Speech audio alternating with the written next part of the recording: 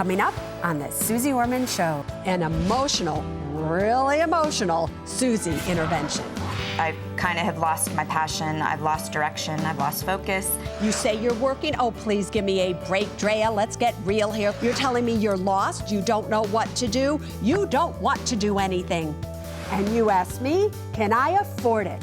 I want to have David Lowery and Johnny Hickman, who are the two founding members of my favorite band, Cracker, Yep. play a private concert at my party. Suze Orman is not always just about denying you. Suze Orman is also about sometime making wishes come true. Oh my God!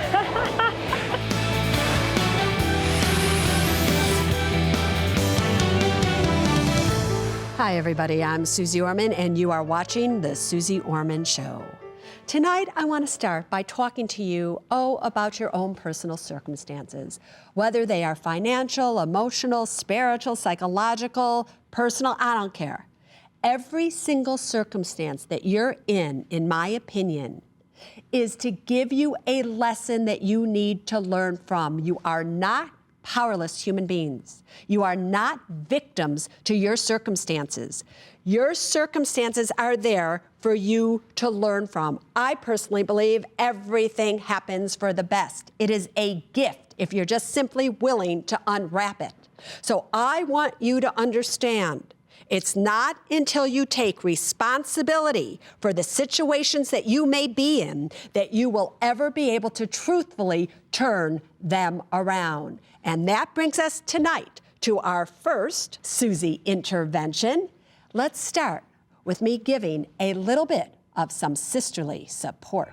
Maya is the sister of Drea. They are coming to us tonight from Los Angeles, California. Maya wrote into the Suze Orman Show because she is seriously concerned about her sister. Maya, we are going to start with you. Tell everybody why you wrote in and what you perceived the problem to be. I wrote in because I'm concerned about Drea being able to support herself financially. And it basically started a little over 2 years ago when she and her husband decided to get divorced. And she came out to live with me in Los Angeles. And she's kind of working off and on, and she went through her alimony. She stopped working full-time about the end of March, and she was amassing credit card debt. She was still married to her husband mainly so she could have health insurance. Ultimately, she had to take out her 401k so she could pay her bills. And I was just getting really concerned. She wasn't listening to me very well, being the sister. She doesn't want to hear it from me. And so Maya, I was hoping, isn't it true? You're 33. Yes. Your sister is 37. Yes. So you are the younger sister looking Yes. at the older sister, and you live together. Yes. You are concerned because financially you may have to support her. Drea, how do you feel? What's your side of this? It has been about 2 years. The first year after the divorce, I kind of spent just trying to recover and start to find myself again. And then this past year, I have started working a bit. I've continued with a part-time job that I've had, but I've really been trying to figure out what it is I want to do, which has really been the most difficult challenge for me. I kind of have lost my passion. I've lost direction. I've lost focus. And it's taking a lot longer than I expected to kind of find it again. So I've been taking part-time jobs and still trying to figure out what it is I want to do. And meanwhile, I still have bills to pay. And so for the first time in my life, at 37, I have credit card debt. And I've never had any debt whatsoever until this year. So it's been difficult. So how do you feel when you hear your sister Maya writes into the Suze Orman Show and she's really concerned about you? What are you doing to make Maya still be concerned? Are you not putting forth enough energy? Does she see that you're really not changed at all? What do you feel and how do you feel about the fact that she did that? I was very upset initially. I understand this comes from concern from her, but also she's a very different person than I am and been very driven and focused career-wise. And so for her to look at me floundering, I know that it's probably more upsetting for her than it is for me. All right, so let's stop for a second. Let's stop for a second. Did you hear what you just said? that she is a very different person than you are, that she is very driven. Let's go back in time just a few years. Let's go back in time when you, Drea, lived in New York City and you were making $80,000 a year as a community relations person. When you were driven, you had drive, you had ambition, you had independence, you had everything that you're looking at your sister and maybe thinking your sister currently has that you used to have. Where did it go, girlfriend? Where did it go, girlfriend? It left when I got married. I started to lose my sense of self and my sense of independence. And Why? I need you to go there, because it is there that we have the problem. I know that Maya wrote into the Suze Orman Show saying that this is a financial problem, and the truth is it is. You say you're working. Oh, please give me a break, Drea. Let's get real here. Let's truly have some community relation between you and me. You're making what besides the job that you currently have that's going to give you $4,000 for an entire, 2 or 3 months of work? What are you making besides that? $100 a month? You're telling me you're lost, you don't know what to do. You don't want to do anything. You don't want to do anything because you don't have to do anything, and you don't have to do anything because your sister and everybody else is there for you. Your ex-husband, even though you're still married, is taking care of health insurance, has co-signed a car loan for you. You get to be a financial faker and pretend all these things. You don't have to change. Here's the thing that I need to know from you. What happened? This isn't a financial problem, is it? Isn't that true? It is not a financial problem. Mm-hmm. What kind of a problem is it, Drea? It's an emotional problem. And keep going with me now, girlfriend. It's an emotional problem that started when? First thing that comes to your mind, when did it start? When I gave up my life in New York and moved down to be with the man that I ended up marrying, I gave everything up, my job, my friends, my city, my everything to move down for him. All right, stop. Who made you do that? I chose to do that. You chose to do it. Why? Because I thought that I was going to start a new life with him, and I was looking forward to something different. How soon after you moved to Virginia to be with this man and to marry him did you realize you had made a mistake? How soon? In retrospect, maybe very quickly, but I kept thinking things were going to change. And all right, and just go with me here. How soon? 1 week, 1 month, 2 months? How soon? It was probably immediate after I left. Immediately after you left, you realized you had made a mistake. And why were you then willing to not change the mistake that you knew you had just made?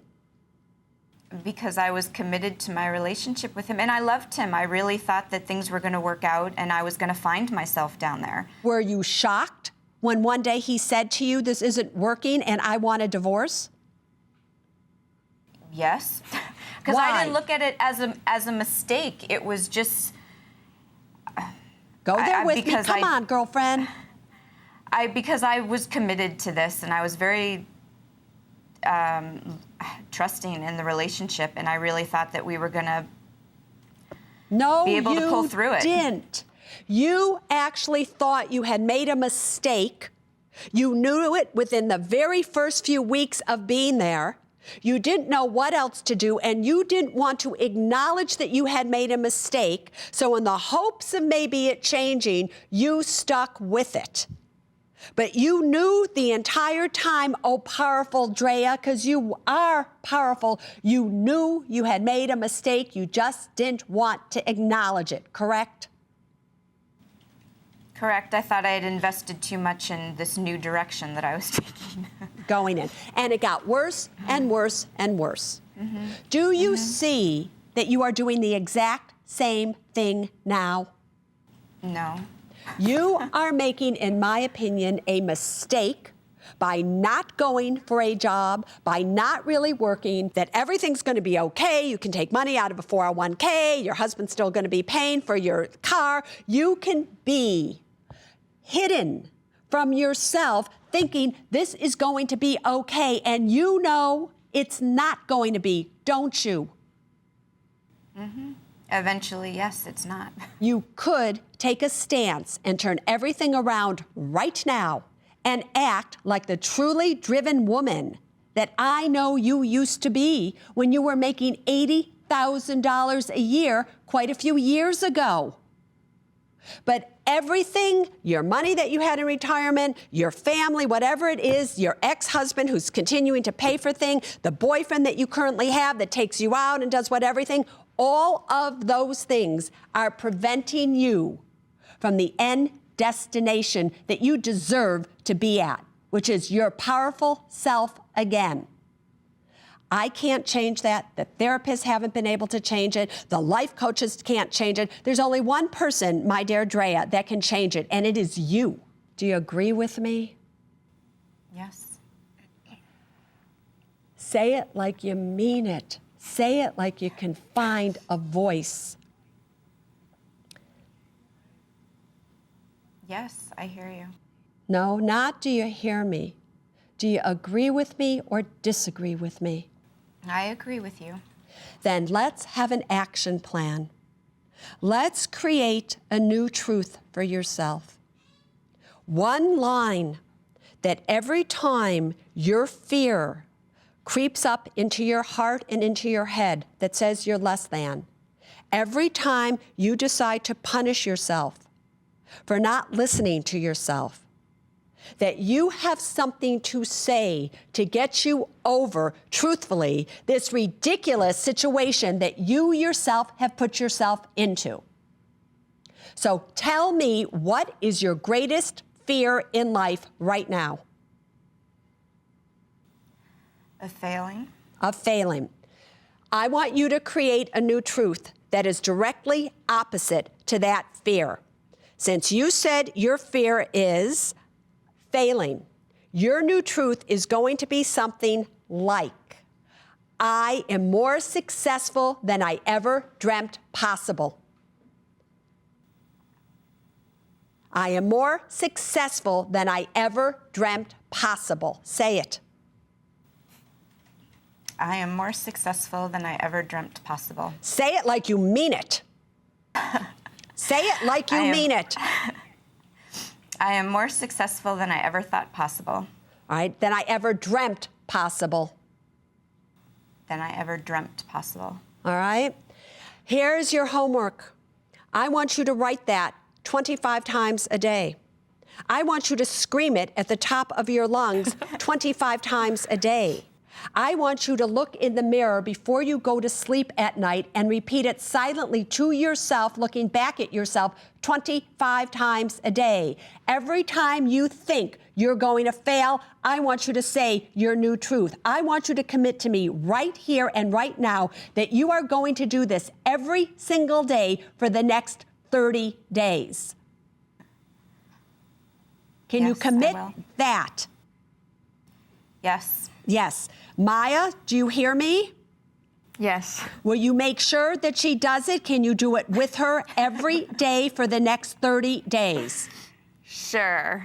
All right. I will. All right. Now, in 30 days, I want to see you back here. I want to see you back here. I want to see the notebook where you have written it every day for 30 days. I want Maya to be able to tell me that she heard you scream it at the top of your lungs for 30 days. But you yourself, Drea, I want you to stand in front of the mirror by yourself with nobody else there. And I want you to look right into your eyes. And I want you to find the woman, as you're saying this, that you lost 2 short years ago. I can't wait to see you back in 30 days. Coming up next on the Suze Orman Show, every single person that has a corporate credit card in their individual name on behalf of the corporation. Oh, you listen to what Judy is telling you right now. Plus, don't you wish that you could actually look at your daughters and say, sweethearts, I love you so much, but I'm not paying for your wedding? And later, in wanting something, ask me, can I afford it? I'm hoping you'll let me take a gamble on this one and let me take a trip to Las Vegas to play in a poker tournament. You make me laugh. Welcome back to the Suze Orman Show. Judy, what can I do for you tonight? Hi, Susie. Thank you for taking my call. I just love your sense of humor. You bring such something, balance to this serious subject. It's I know, great. I'm a character and a half. You Anyway, are. I am. What can I do for you? Well, I'm being held liable for a balance on a corporate credit card for a company that closed. Ugh, yeah. My previous boss obtained a card for me so that I could make corporate purchases, and he's personally discharged the debt. But now the bank is calling me. Yeah. The purchases were made, for the company, and I was never made aware that I would be held personally liable. Yeah. So stop there for 1 second. Every single person that has a corporate credit card in their individual name on behalf of the corporation, you listen to what Judy is telling you right now as to what can happen when your corporation or your boss decides to claim bankruptcy, which is exactly what your boss did, correct, Judy? Yes. Right? And so what do the credit card companies do then? They come after you because your name was on it. So how much are we talking about? It's about $6,000. $6,000. And what are you telling them? I'm telling them it wasn't my debt. I shouldn't be held liable. It wasn't personal purchases, and that I'm unemployed and I don't have the money to pay it anyway. All right. How long ago was that debt incurred? I worked for the company for 7 years and was laid off in September of last year. So there's been no purchases for almost a year. Almost a year. And are they calling you all the time? Has this appeared on your credit report?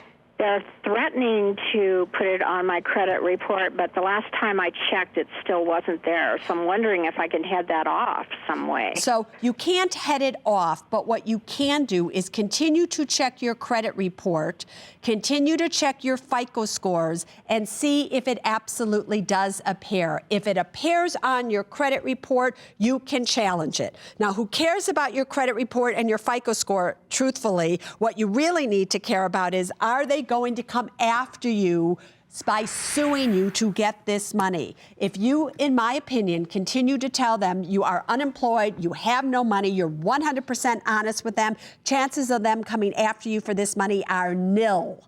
Because you can say to them, what are you talking about? The company went belly up. I don't have a job. Go ahead, boys, sue me. It'll be fun because I don't have any money to my name.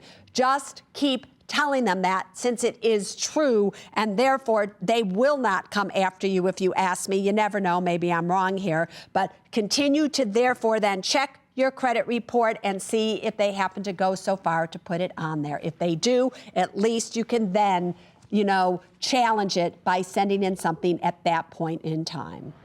Ken in Pennsylvania, you have a question for me. Oh, hi, Susie. It's a pleasure to talk to you. Thanks, Ken. I would like to know, where did it come from that the parents of a bride should pay for their daughter's wedding? That's a good question. I don't have a clue, sir. But here's the thing that I really would like to ask you back. Where did it come from that parents, whether it's of the bride or the groom, feel that they should pay for their child's wedding when they don't even have a pot to pee in themselves? Where'd that come from? I don't know. Is your daughter getting married? Yes, I have twin daughters. And can you afford to pay for their wedding? Well, I could, but it would set me back probably a couple years in retirement And stage. how old are you right now? 54. So you're 54, so you're still a young man. You're 4 years younger than me. So I would absolutely see you like that. But still, you are nearer to retirement than you've ever been. Here's the real question. Do you really want to be set back in your own retirement? Or don't you wish that you could actually look at your daughters and say, sweethearts, I love you so much, but I'm not paying for your wedding? Yeah, more what I was thinking. Yeah. So, if you're thinking that, why don't you tell them that? Love is not conditioned on that daddy pays for the wedding, mommy and daddy, or whoever it may be pays for the wedding. Love is unconditional. They're going to love you whether you pay for the wedding or not. And hey, if there isn't the money for you to pay for the wedding and they can't pay for the wedding, go down to the courthouse and get married. Give me a break. Dawn, you have a question? Yes. Hi, Susie. Thank you for taking my call. Anytime. I'm a single mom, age 43, raising 2 children, ages 11 and 13. Yep. I own my own home outright. Fabulous. I need to make a decision about my life insurance policy. I've had a variable appreciable life insurance policy for 20 years, and I pay $28 a month, so I've paid $6,700. You've paid over the 20 years $6,700. Correct. What is the cash value on it today? The surrender value is $48.70. All right. Everybody, can we just stop for 1 second? Okay. Because the stocks went down. Doesn't matter. Were you not told that, and what is the death benefit? The death benefit right now is $50,900 on a $50,000 policy. All right, so the death benefit you have been putting in close to $300 a year, right? Right. For a death benefit of $50,000. Do you know that just a few years ago, for $28 a month, $30 a month, the death benefit would not have been $50,000. The death benefit would have been $500,000, $1 million. Enough money that in case you did die, your 2 children would have enough money invested for them that would generate for them $50,000 a year. What's $50,000 going to do for them? $50,000 invested today is going to yield them $2,500 a year. To support them. They aren't going to be able to support themselves on that. So yes, I know you have been investing that money, but if you had invested that money for all those years, do you not, and just simply in the stock market, simply anywhere, do you have any idea how much money you really would have had? More than $48.70. That's right, which is why I sit here all the time and I tell all of you, I don't like universal life insurance policies. I don't like variable life insurance policies. I don't like whole life insurance policies. You buy insurance for insurance, and the only insurance policy, in most cases, there are exceptions, in most cases that makes sense, is term insurance. Term insurance, and you invest the difference, but you get enough insurance to really help your children. So if I were you, this is what I would be doing. I would get a 20-year or a 10-year, whatever it is. Your youngest child is 11 years old. Why don't you, still at the age of 43, you could get yourself a 20-year level term insurance policy for still $500,000 or so, or $1 million. You decide. It's not going to cost you that much money. Once it's in place, then you cancel your variable life. You then get your $4,800 out. It's not going to cost you anything in taxes because you're getting back less than you put in. Take that $4,800, put it aside, fund your Roth IRA for it if you qualify, and in 20 or 30 years from now, that may grow enough so that you can drop your insurance altogether, but you're not going to need it anyway because your kids in 20 years, the youngest one's going to be 31. They can take care of themselves. That's what you need to do. Coming up next, can I afford it, with a really special surprise. Suze Orman is not always just about denying you. Oh my God. Also, I want to buy a pair of Christian Louboutin shoes. I just recently had a baby, and it's customary for the husband to buy his wife a present. that's exactly what you need as a brand new mother walking in a 4 or 5 inch heel. Show me the money. A pair of Christian Louboutin shoes. Play in a poker tournament. Stiletto titanium hammer. It is that time, the Can I Afford It segment. This is where you call in, you tell me what it is you want to buy. I ask you a few questions, and I tell you if you can afford it or not. You ready? Let's begin with Heather. What do you want to buy? Hey, Susie, thanks for taking my call. Anytime. I want to buy a pair of Christian Louboutin shoes. I just recently had a baby, and it's customary for the husband to buy his wife a present. A lot of women want jewelry. but I have a big appreciation for shoes and want these shoes. And in starting our new family, we want to do the right thing and be responsible. And we know that if we have your approval, that it's okay to buy them. And if you have my disapproval, are you also okay not buying them? I think so. Because that's exactly what you need as a brand new mother walking in a 4 or 5 inch heel, falling, breaking your ankle, and then what are you going to do? But that's not it. Here you go. Show me the money. All right. After tax and after insurance, we have $10,845 a month combined. That is great. Our only debt is $197,000 on a 30-year fixed mortgage at 4.625%. Yep. We have $10,000 in savings and $87,000 in retirement. And you're only 28 years of age, and you only Yes. want to buy an $800 pair of shoes. Exactly. So you really think, and looking at the numbers, one would think, oh, well, that's easy. But here's the scoop, girlfriend.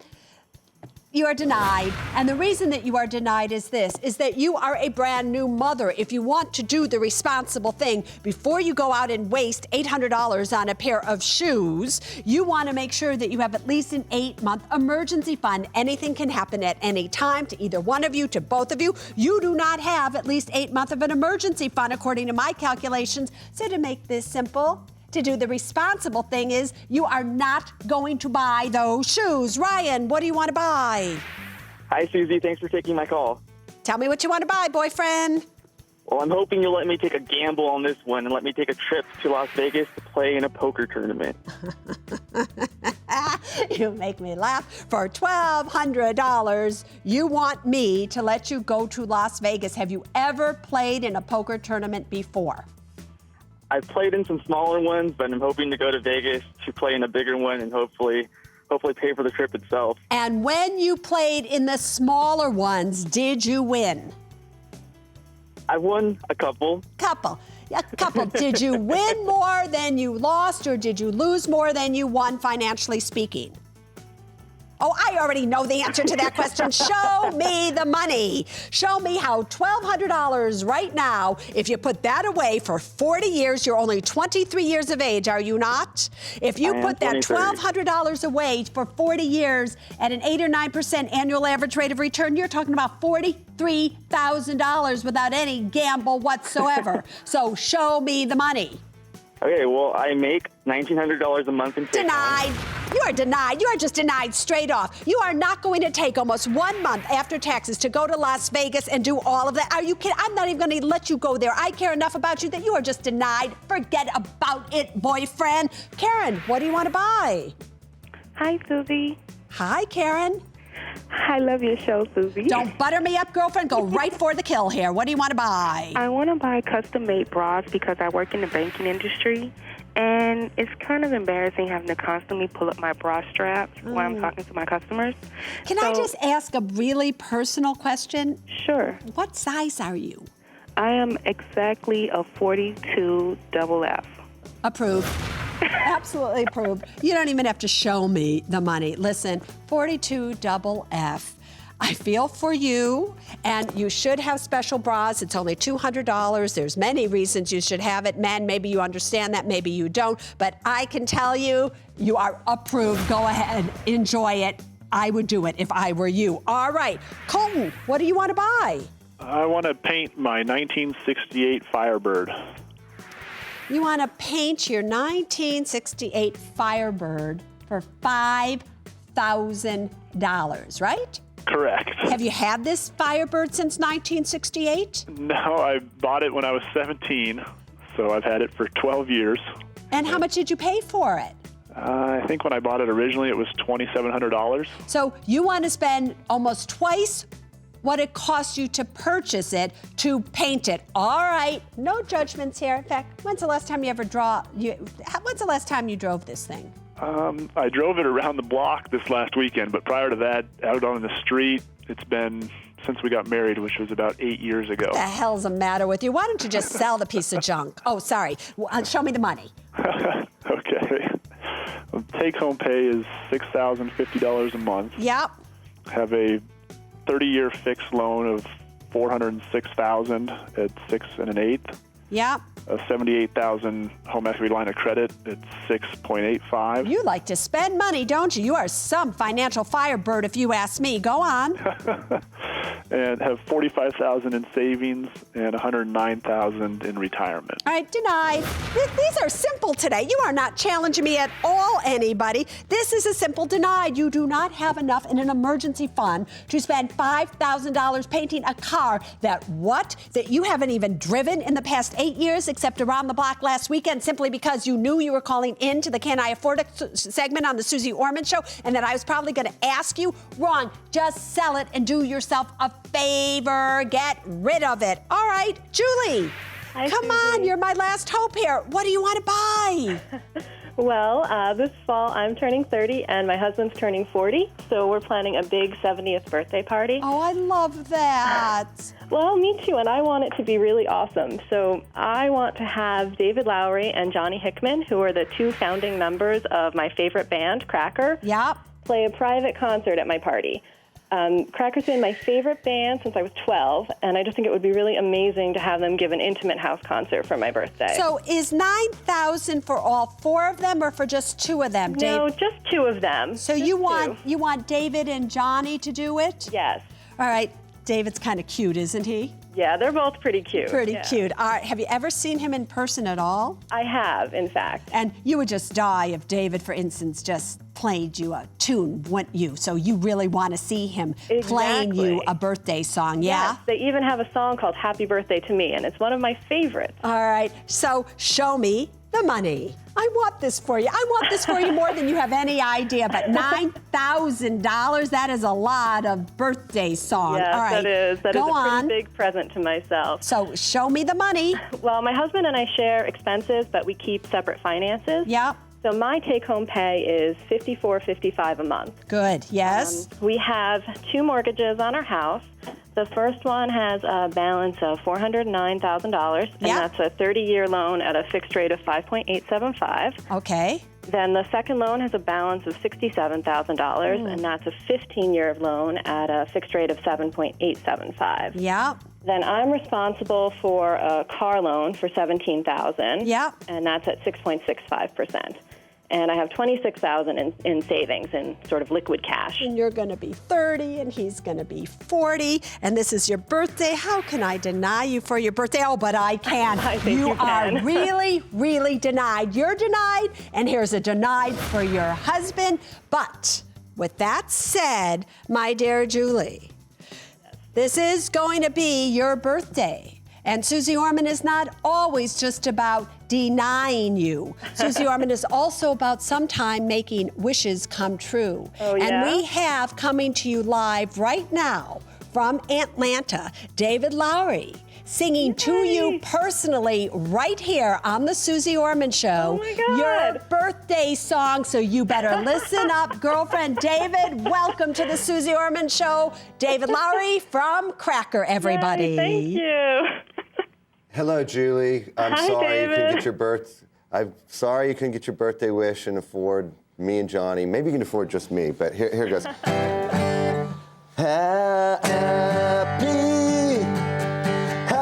birthday to me. Happy birthday to me and to you. Hope that makes you feel better. Thank you, David. Thank you, David. Julie, you see? Anything can happen on the Suze Orman Show. Want to be part of the Suze Orman Can I Afford It segment? Oh, you can. All you have to do is go to my website, SuzeOrman.com, and you will find the information that you need to know there so that you can come right here. You never know what surprise we may have just for you. Next, your chance to ask me, how am I doing? Here you are, somebody with no credit card debt, funding your retirement accounts. They're matching your retirement accounts. Everything looks great, correct? Yeah. So if you were to give yourself a grade, what kind of grade would you give yourself? I think an A- or a B+. Ready for my grade to you? Ooh.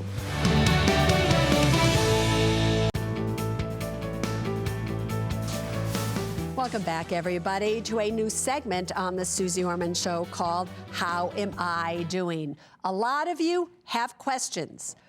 You're saving for your retirement. You want to know, will you be able to actually retire or meet your goal, whatever it may happen to be in 5 or 10 years? You decide. But I look at your finances, I see everything you have going on, and I give you a grade, an A, B, C, D, or F in relationship to how you are doing. So, okay, we have Suze with us tonight. Hi, Suze. I would like to know how my husband and I are doing saving for our retirement goal. All right, so go on, keep going. We're 10 years from our retirement, Yep. and our goal is to have between $80,000 and $100,000 a year income. Yeah. We're both actually air traffic controllers. However, he works for the federal government and will have a guaranteed pension of approximately $40,000 before taxes, plus an early Social Security supplement. He's 8 years younger than I am. I will not be able to collect Social Security for a few years and will not have a pension. Are we saving enough for our goal? How are we doing? All right, so let's see what you currently have. Let me see your actual money here. Your income is $8,700 a month on average, and your expenses are only $6,000 a month. So you're able to save about $2,700 a month. Currently, you have $240,000 in a retirement, $30,000 in an emergency, giving you total assets at $278,000. All right, not bad. You have $9,600 of a car loan, and you have mortgage debt on 2 homes of $300,000. So truthfully, you owe more than what you have. All right, now, if you were to give yourself a grade, because here you are, somebody with no credit card debt, funding your retirement accounts, they're matching your retirement accounts. You're really doing fine on the homes that you use and that you have. Everything looks great, correct? Yes. So if you were to give yourself a grade, what kind of grade would you give yourself? I think an A- or a B+. Ready for my grade to you? Yes. A C-. Ooh. And the reason that I would give you a C- is this. I projected out for you 10 years from now, assuming, just being conservative, because you need to be conservative with your projections, a 6% annual average rate of return over the next 10 years with your investments in the stock market and things like that, which I still think could be very generous. You never know what can happen here. Given that, what it looks like in 10 years from now, you're between your husband's pension, possibly early Social Security for him, the income from your retirement plans, not your Social Security, I have you only at approximately $7,000 a month pre-tax. Got that? Mm-hmm. $7,000 is about $84,000 a year pre-tax, but here's the problem. Currently, your expenses are $6,000 a month right now. If you are getting $7,000, $8,000 a month pre-tax, after taxes 10 years from now, you're not even going to be able to pay the expenses that you have right now. And I know when you retire, you think your expenses are going to go down. They don't. They actually can increase because you have more time to do things and you spend money in different ways. Also, you're not taking into consideration inflation. Currently, we're at a time where we are carrying record deficits. Eventually, interest rates are going to have to skyrocket again. Eventually, inflation is going to skyrocket again. It has to happen, in my opinion, sooner than later. And therefore, your $80,000 a year to $100,000 a year isn't going to be enough, especially since you're still so young. When you retire, you have another 30 years, 40 years to live after you've retired. The money isn't going to last you, and you're going to be moving to a state, California is your dream, according to the notes here, where the state tax bracket is higher and all kinds of things happen. So if you really want to see this dream come to a reality, you have to save more, actually a lot more than you're saving right now. Up next, email. You all know that we have a total following of 8-year-olds, of 2-year-olds, even little cats and dogs follow the Suze Orman Show. They just somehow love to stare at this animated face of mine.